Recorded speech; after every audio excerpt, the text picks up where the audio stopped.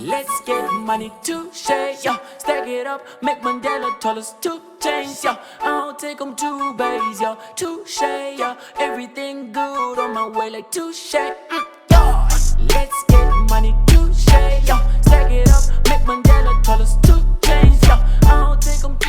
Hey everybody, welcome back to my YouTube channel. Thank you so much for coming back. And if you're new, please stay. Okay, stay right here with your girl Moto. Yes, it's your girl Moto. Stay. Please don't forget to comment, like, and subscribe down below. And if you're new, welcome. So today's video is a story time. Listen, my sister has been here since I'm doing that story time. It's a story time, Moto. You winner. It's a story time. Your stories are nice. Hey. Dude, like since I'm doing, so I'm finally doing it. I'm finally doing a story time. I wanted to do a story time to start with, like way back. Way back. Sounds so old when I say that. Way back. I want to start right at the beginning because I think you saw that my channel is about motherhood, vlogs, and life in general. So I'm going to start right at the beginning. My story time is about when I first found out I was pregnant.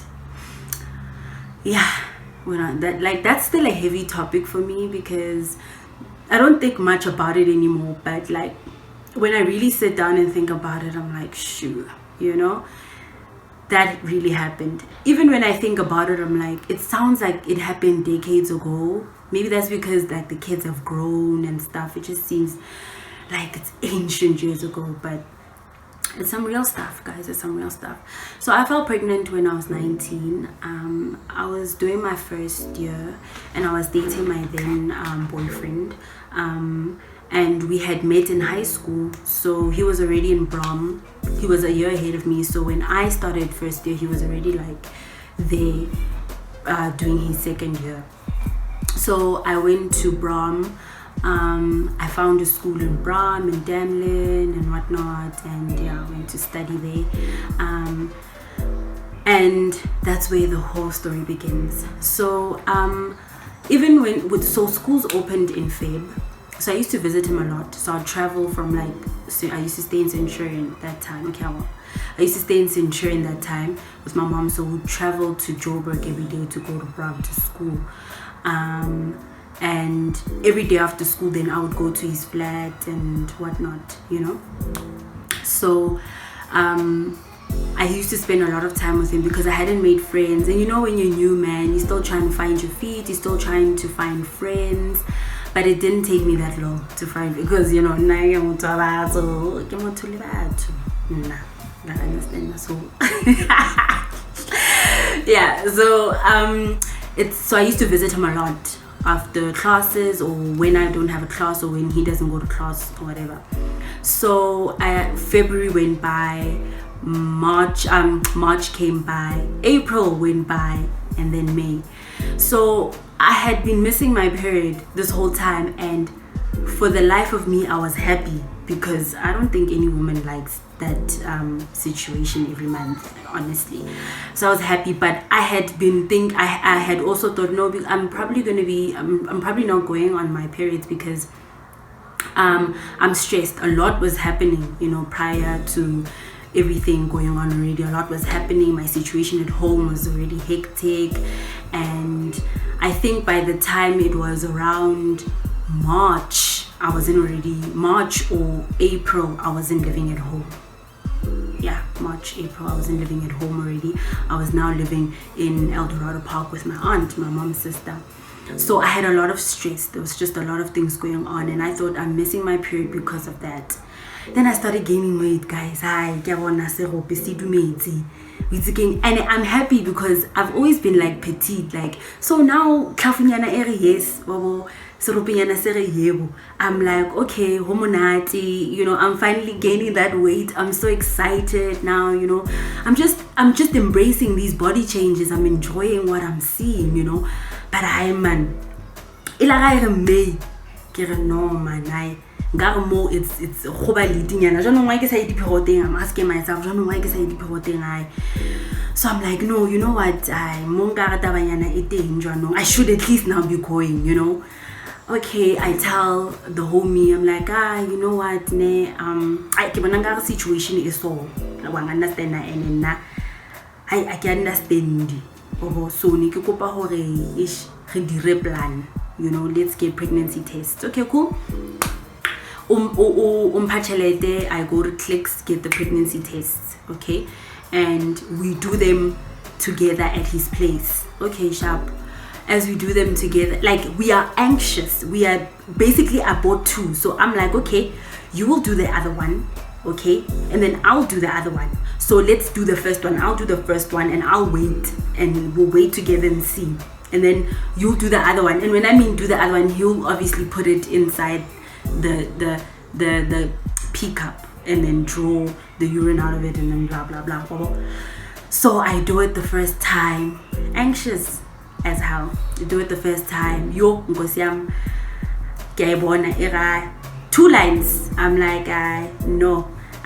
You know how I believe. I was like ena yona ka nnete a se ntho ke tlo yemela ena ga shapa ya be 2. Okay, we do it as we do ya be 2. I'm standing like far away. I'm like, do it. What does it say? What does it say?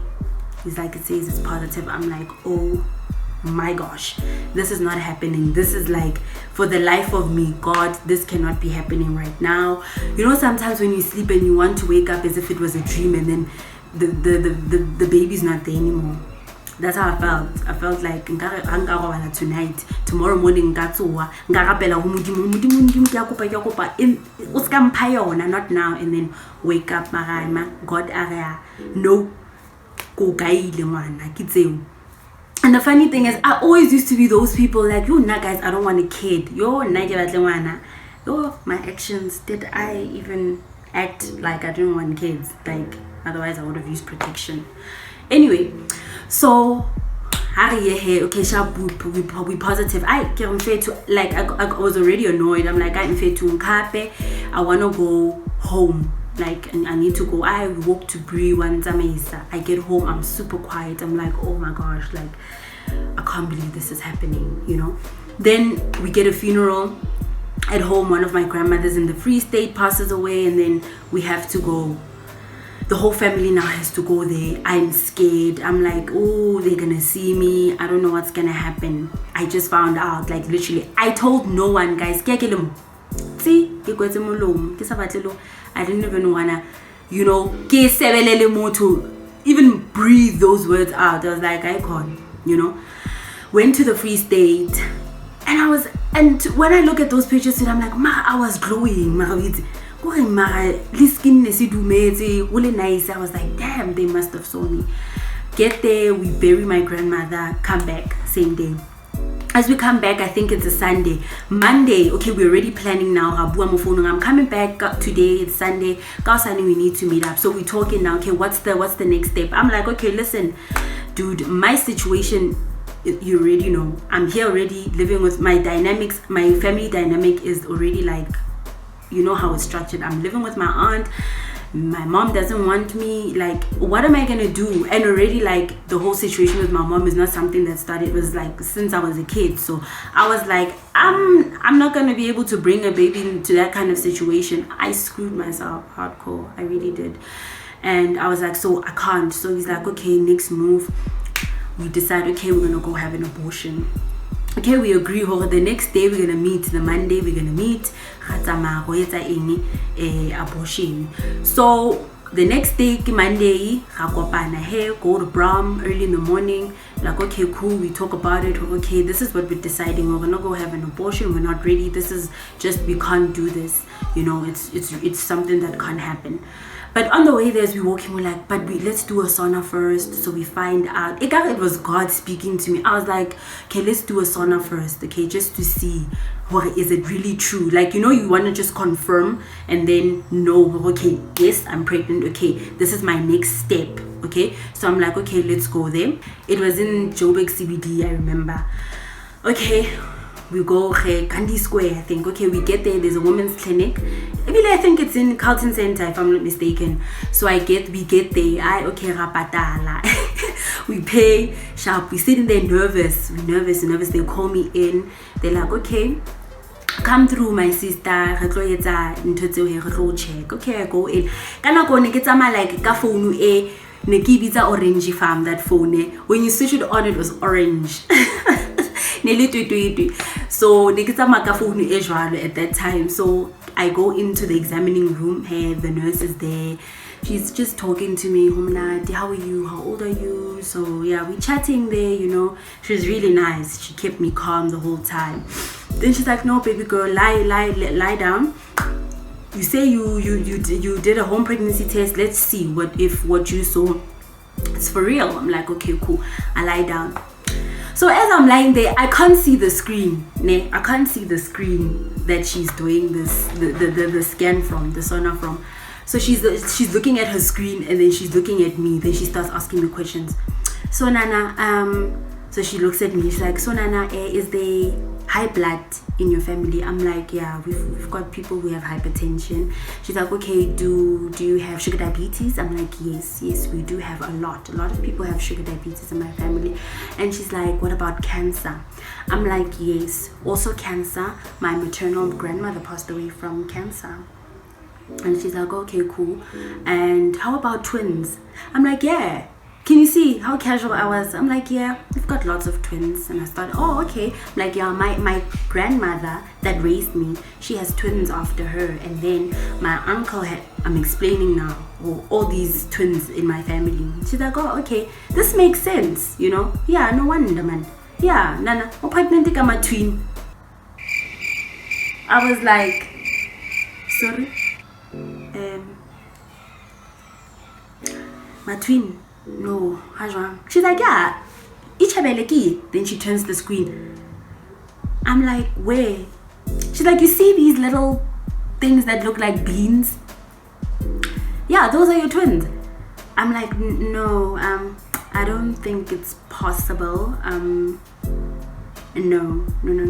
She's like, no. It's twins. I'm very, very sure it's twins. Kiba, look, here they are. And you're about like 12 weeks and 3 days. I'm like,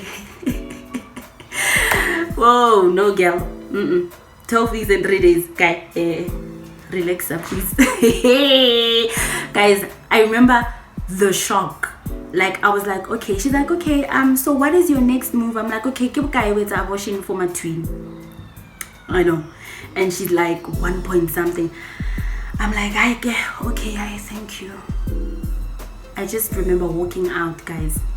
My orange farm, my phone there. I left it there in the examination room. The way I remember walking out that room. I think the shock, same time. I didn't even wait to walk out, let it sink in. No. In Shapil I won. I was in tears, hailing my eyes out, hailing. If you understand, hailing. Was it wailing? What is it when you cry? Whatever. I was crying. I was crying my eyes out.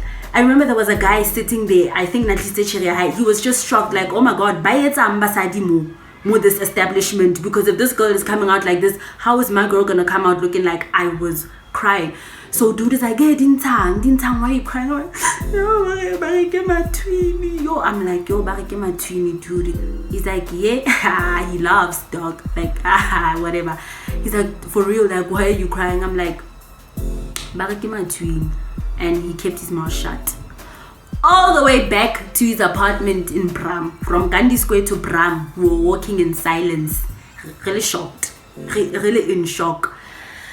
I was like, okay, now I don't know what's gonna happen. In my head, I was like, now I'm gonna go home.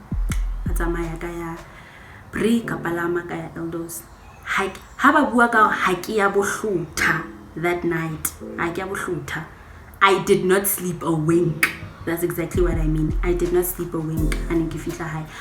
I got there, didn't say nothing to nobody. I went to the bedroom. I'm busy with my schoolwork. Stress. mangwana. Yeah, ke mme wa bana ka nako eo, ke stressed, tossed, turned. Didn't know what I was gonna do about the situation. I was stressed, guys. Yo, I was like, oh my god, I can't abort 2 children. Okay, let alone aborting that one was already a stressful thing, because I was like, oh my god, I'm gonna live with the guilt. What am I gonna do? But my situation, man, you know. But I give it 2 hours. Like, there's no way. I was probably just gonna die of guilt. And I was like, I can't do it. So I text the homie. I'm like, I don't know if I can do it. I don't know if this is something I'll be able to handle in the long term. The trauma that will follow, I don't know if I can go ahead with the abortion. So we agreed, okay. It's like, okay, we're gonna keep them cool, sharp here. Months went by, May, June, July. So I was still going to school around this time, and then I remember I told one of my friends, she's still my friend till this day, even though like we hadn't been seeing each other, but she's still my friend till this day. I remember telling her, dude, I'm pregnant and this is the situation. And she was like, oh damn. I'm like, yeah, dude, imagine, like, I'm doing first year, what's gonna happen to me? And she understood. I explained my family situation to her, and she was like, oh god, this is hectic. Okay, cool. So months went by. I kept quiet about it. And then I think in May, June, July. Around July, yeah, June, July, I was like, I need to tell my mom. So with me telling my mom, I was like, I want to tell my mom because I don't want her to find out from other people, and because my mom also had me at like a very young age, at 19 as well. I thought, she's going to understand like where I'm coming from. So I was like, okay, I'll call my mom. I'm like, can we meet up after class? And then she's like, yeah, like where?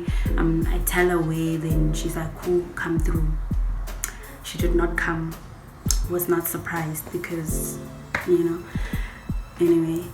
So she didn't come. So I called her. I'm like, I waited for you where you said I must wait for you. I was basically waiting at a garage, at a petrol station, for her, and she didn't pitch. And then I walked back taxi, Eldorado Park. Then I call her in the then she doesn't take my call. On my way, she calls me back. She's like, oh, no, she doesn't call me. Then I text her. I'm like, okay, I wanted to meet you because of 123, get pregnant. She mises me for like an hour or two. I remember as the taxi got onto the highway, she calls. Then she's like, okay, I saw your text message. I was like, nothing. I was just telling you so that you must know. I didn't want you to find out from anybody else. That's all. And she was like, oh, okay, sharp. Went home. Didn't say anything to anybody because I knew she was going to end up calling everybody anyway and telling them, It's so weird. Usually it's like the when you tell your parents something like that, they like your mom, in a different dynamic, you will tell your mom and your mom will talk to you about it, what happened, hey. You wouldn't expect her to be the one telling everybody, hey, type of situation. But it happened. Then my aunt then found out.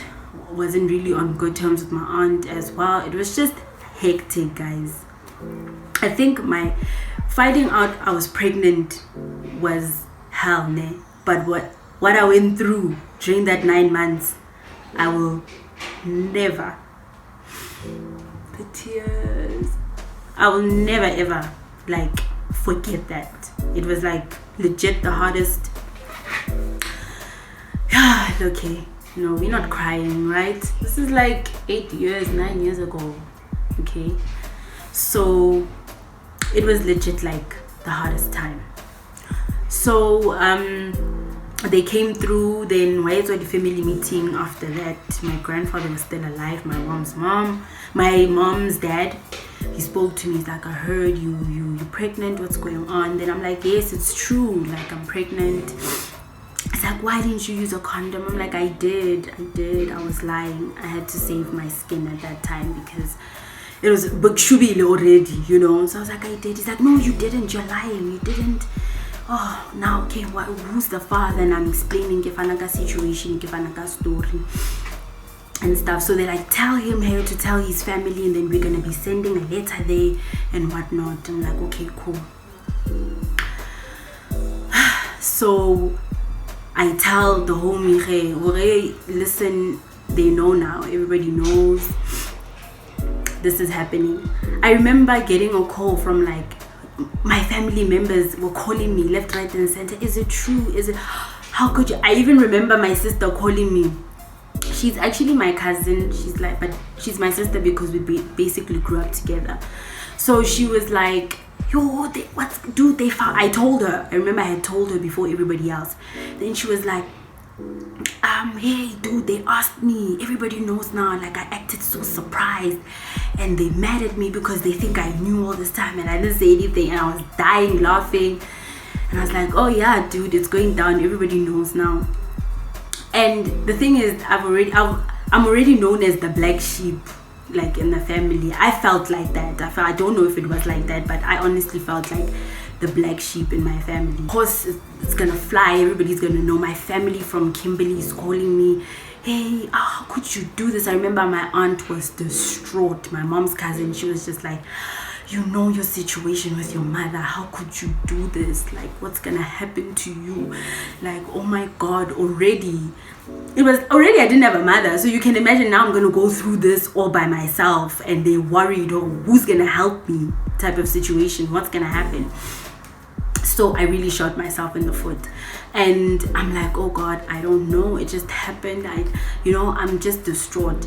And then my uncle, guys, my homie, my ride or die, my yonkindo, guys, my uncle has literally been the one who's taken care of me. He's my mother's younger brother. He's literally taken the role of parent because my mom didn't really have time for me. So my uncle, at that age, he was young. I think when I was born, my uncle was 16 or 15.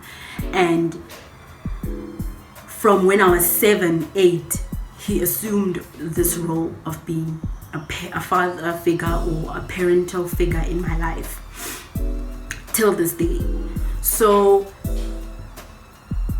he was broken, guys. I remember, like, me and my uncle are so close. At that time, we had never been so apart. He didn't speak to me for 9 whole months, like from the duration when they found out I was pregnant till a week before I went to give birth. He'd come visit my aunt who was staying with his older sister, and he would not even utter a word to me. He would not speak to me. It broke me, guys. Yo, it broke me.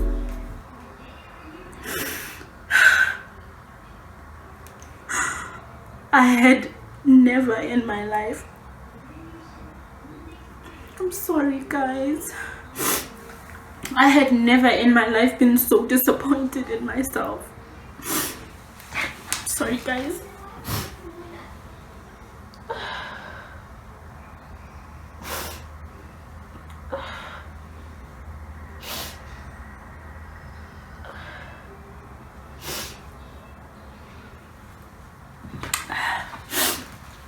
I had never, guys, in my life felt so disappointed in myself, so mad at myself, so angry at myself, you know. I was just distraught. I couldn't believe, like, I felt like, how could I do this to myself, you know, especially knowing that there's people who are like rooting for you even in the midst of everything, even through the lies spread through the family of how you are. but they're genuine people rooting for you who want a good life for you, and then you go and do this. It was so painful. So I soldiered on. Me being me, I soldiered on, and I kept going. Months went by, and my relationship with my aunt started deteriorating. It was just terrible. And this is someone I loved so much, especially when I was growing up. I loved her character, I loved the person that she was, and me and her are at odds. I you know, sometimes I felt like when I was pregnant, she was like one of the people that I didn't like at all. But I held on, you know. I soldiered on. Months went. I remember come July, nigga ghosted on me, I think for about a month and a half, and I started going to the clinic alone. He ghosted. He was just also tripping, doing his own things, and I was like, you know, I don't have the energy to entertain this, to run after this person. I'm not gonna do it. And there and there, I just let it be. And then I took it upon myself, started going to my clinic checkups. Every time that I needed to go, I would go. Think nigga came around back again. Then he was asking to now I'd go to checkups with me. Then we went to checkups and stuff. And then I had school. There was still school happening, and it was like I wasn't attending anymore. My stomach was so big. I remember at 6 months I had a huge ass stomach, so I was like, I'm not gonna be showing my face on campus looking like this. Like, honestly, no, I'm not gonna do this to myself. And I'm like, okay, this is what. So I came up with like a plan. I had my friend on campus, okay, so she would meet up with the father of my children, give him my assignments. When he comes, sees me, he drops the assignments off. I do them. When I'm done, I give homie the assignments, and he gives them to her, meets up in Bram, and then I submit. So that was my life. I would get notes from her, assignments from her, and then I'll submit and do what I needed to do. Even group assignments, I did them alone. And or what we would do is I would send my information to her, and then she'll put it in the group. That girl helped me out. Like, TD, wherever you are, girl, you know, she really, really, really, really came through for me. Like, I'll never forget that. And I qualified for exams, so I was very happy. So as time was approaching for the birth, months went by. I was just chilling at home, stomach all big. At home, it was a mess. I don't know if I didn't go through a deep depression then. I don't think I ever will, because that was a dark time, you know. It was a really, really dark time for me. So as as the months went by, and my date was getting closer to the birth and all of that, I remember I hadn't told my grandmother. So I was raised by my grandmother, and I remember she was also a big part of my life, just like my uncle. So I remember I hadn't told her. My granny was already old, like in her early 90s now, or late 80s. And I remember I hadn't told her because I was like, I don't know how I'm going to do this. This is hard, you know, this will be hard for me. And they were like, yeah, I don't want anything to do with this. Those were the talks going around. And I just couldn't bring myself to calling my grandmother and be like, this is what's up. I just couldn't. I was just so embarrassed. And it was so easy for me to keep quiet about it because she was in another province, you know. And then one day, I just got a call from her. I saw the number. I freaked. She's late now, my grandmother. I freaked. I remember I was like, I cannot chance. I have to take this call because it's gonna make the situation worse. So I feel like she was sitting waiting for me to like tell her, but I just couldn't bring myself to it. I remember a call came through. It's going down. Then I answered the call. I will never forget like her words. I answered the phone and she was like, Melekai. Like, she was so calm. She was like, Melekai. Like, as in like nana or whatever, nampita me or she used to call me my mother's name and my grandmother's name, you know, that thing, type of thing, or so she was like, I'm like, oh no, and I just started crying. She's like, Tula, in the entire time, I just needed that reassurance from her. She was like, Oskala, it's a high. And I was like, good shot, I'm out, because already whatever is happening, I can't handle it. Then I started talking to my uncle. Now I want to go to the Free State. I'll go give birth to Komkhonwaga. It's fine, I just can't be here anymore. And then they kept saying, no, I mustn't go, I must wait till I give birth. Hey, I can't be. I'm like, I'm gonna go. Like, I was even like, I'm not writing exams, I'm not doing this. They were like, no, you can't do that. Like other family members, no, you just go write your exams. No, just hold on a little bit longer. No, you can't travel in your situation. It's like, yo, Nkosiyam, I really just want to leave. You have no idea. I held on, because Beto, hold on, girl. So na kabambezela. I held on to that, and then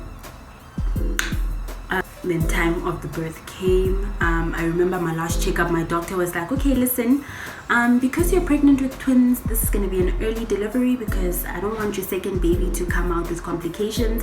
And already one of them was breech the entire pregnancy. Like, you'll see my videos, the tiny one, she was breech the entire pregnancy, the entire time of my pregnancy. So she was like, no, I have to book you in early. I was like, okay, cool. I got booked in. So as I got booked in, like, there was just a lot of things happening at the hospital. Like, there was one doctor that wanted me to give birth naturally, and there was one doctor that wanted me to give birth like a cesarean. So it was just chaotic. And then I remember I stayed up until like the AMs, guys. I got booked in like in the morning, and I had stayed in till the AMs, and then finally they were like, okay, no, we're taking you to theater. Guys, from the time I stayed in hospital, I remember I gave birth on a Tuesday.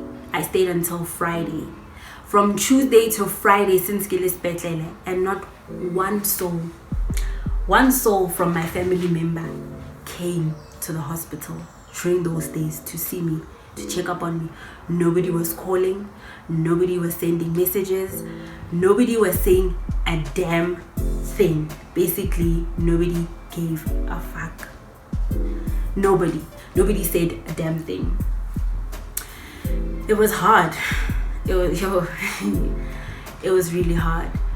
I remember when time came to get discharged, I remember my uncle did text asking me when I'm getting discharged, and I told him Friday, and he's like, maybe I'll come through to pick you up, maybe.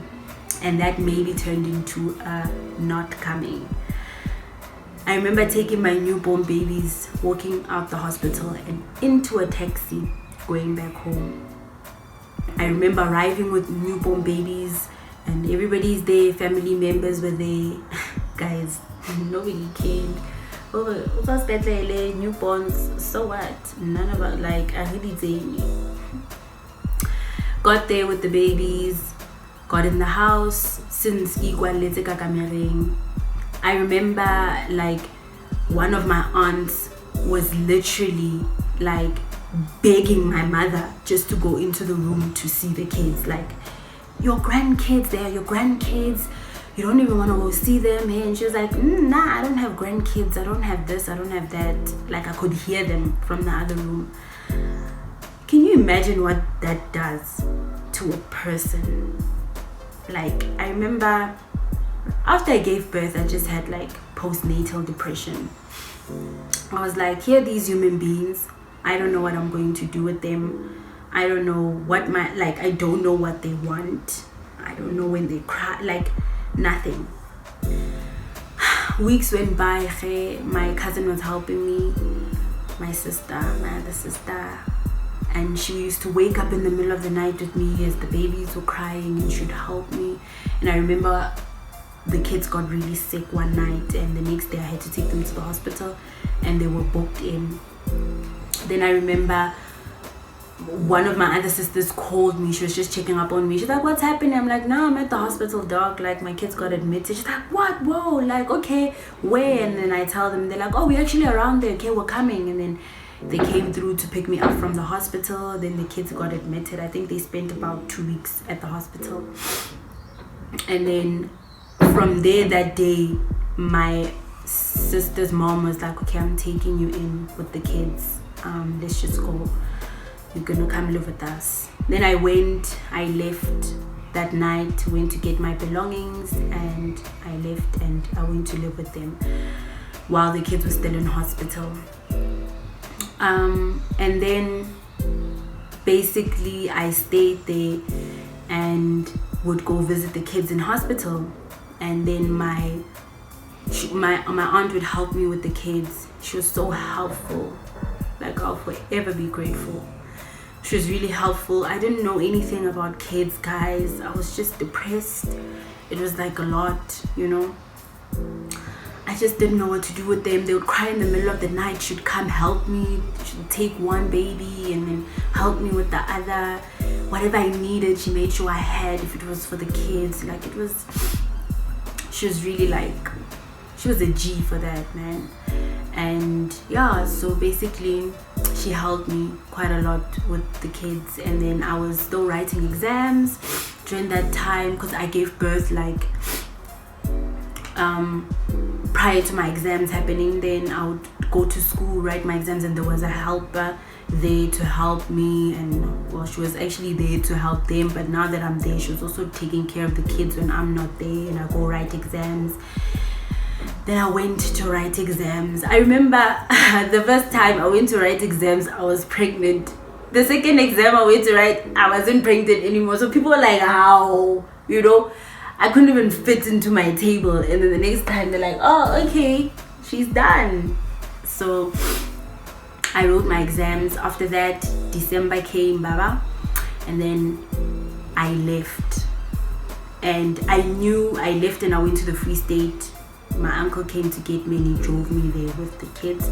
I remember driving there that day, packing everything that belonged to me.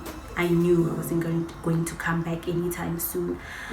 I knew that I wasn't going to go back to school anymore. I knew that my life was not as I had known it to be or ever imagined it to be. Then I became a varsity dropout, basically. My mom was like, I'm not taking her to school, she'll see herself out, you know, I'm not interested. It's like born. And I was then going back. It was like a fall from grace, like a fall, what do they call it? A fall from grace, is it that? I don't know if I'm saying it right, but like right on the ground, you know. I just couldn't believe it. I just couldn't believe it. I was like, okay, I don't know what's next for me after here. I went, lived with my grandmother and raised the kids. But a few years later, here I am. My uncle took me back to school. I raised my kids for like 2 years. And then they went to live with their grandmother from their father's side. Then I went back to school. My uncle gave me a chance. Guys, did I not fight? Well, I wanted to show, like now it was like, I'm going to show you guys. All the people that said I'm not going to amount to anything, everybody that wished anything bad for me, anything, I'm going to show you now. Now I'm coming for your throats. I'm going to have you, my feet on your necks, like got back to school, distinction after distinction. I was fighting. Now I was like, okay, now there's kids involved, there's things happen, like there's this, the dynamic has changed now. And it's not like the first time I went, it's not that I wasn't capable. I was definitely capable of it, and I know they know I was capable. It's not that I was not capable. I was very much capable. It's just that this mistake happened, you know. Yes, it was a blunder. It happened, and you know, couldn't do anything about it. But now I was proving a point. I was doing too much, man. I was now trying to show you, Hore, you didn't even give me a chance. You didn't care. What? You didn't? I'm gonna show you. So that's exactly what I did. Came for the throats. But yeah, I then went back to school and then I graduated. I graduated, 11 distinctions, 11, 12, 13, I don't even remember. But I graduated. I remember so proud of myself that day, so thankful to my uncle.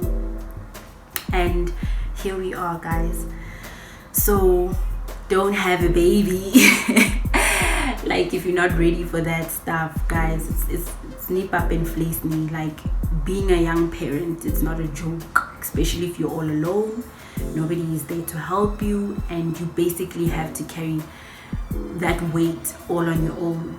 Like, it's going to be the hardest thing of your life. And God, baga modimo ha pele le maka ke mo bone na modimo, ke mo bone, guys. Like ke mo bone in my life. I etsa dintho, you know, being discarded, he made a way. You know, there will always be other people rooting for you. He always made a way that there must be somebody, no matter what, there must be that somebody, that guardian angel who will move you into the right direction, or, you know, he will make a way. And he did. But like, teenage pregnancy is no joke. It really is no joke. And I got through that prenatal depression. I was good after that. Now I've got the hardest bond with my kids. But yeah, it took a lot to get here. It really did. I'm so very thankful also to everybody that had my back, you know, rooting from wherever they were, or like with their little contributions to make it happen, to make everything come together. Super thankful. So yes, that's my pregnancy story at 19. I feel like I've been talking forever. Guys, forgive me if it's long, but there was just a lot of details and I don't want to rush into it. But that is my pregnancy story. I hope you guys enjoyed the video. I hope you learned something from my video, and I hope in some way it touched you in a positive way, you know, to also make better decisions, you know. I really do. But thank you so much for watching, and please do not forget to comment, like, and subscribe down below, and to leave me your comments. Tell me what your stories are about. I'd really love to know. Thank you guys so much for watching. Blessings always.